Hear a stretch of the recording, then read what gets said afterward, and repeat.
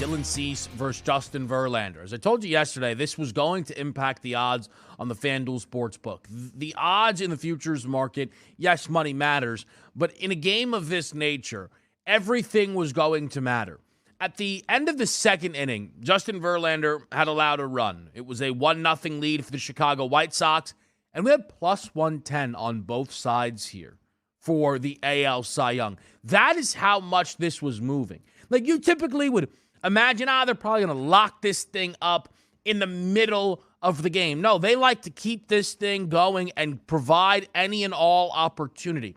When it's all said and done, it was the White Sox that crossed the finish line, which does have other implications we can get to, but this finished up with Dylan Cease going 5 innings, allowing 3 runs, only striking out 4, with Justin Verlander going 7 innings, giving up 3 runs, and also only striking out 4.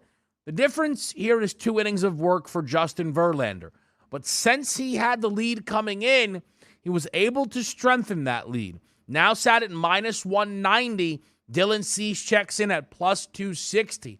I know it might seem surprising, but the odds have told us, Donnie, that this game made a difference here in this race.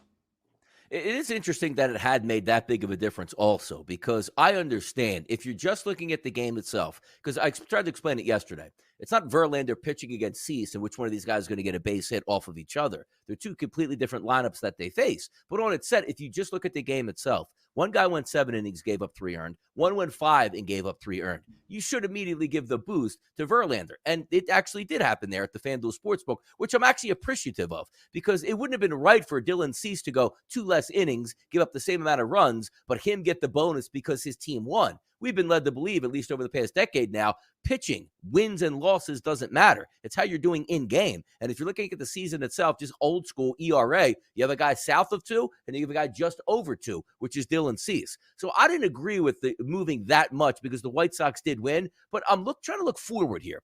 We know the Houston Astros, Kevin, are going to end up winning their division. But you know what's interesting now? Seeing that White Sox, where I'm still under the belief that they're not going to get it together. They're only 1 game out of the AL Central at this point. And you hear me use that term, Kevin, extra credit so many times. What happens if Cease continues to be a horse down the stretch and they end up winning that division? Could that help out Dylan Cease here at this point?